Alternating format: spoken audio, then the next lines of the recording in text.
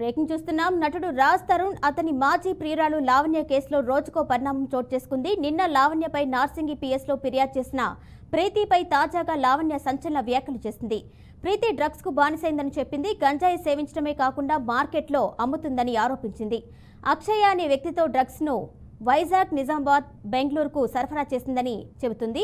ప్రీతి ఇంట్లో ఇప్పుడు వెళ్లిన గంజాయి ప్యాకెట్లు, డ్రగ్స్ ప్యాకెట్లు ఉంటాయని లావణ్య ఆరోపిస్తుంది.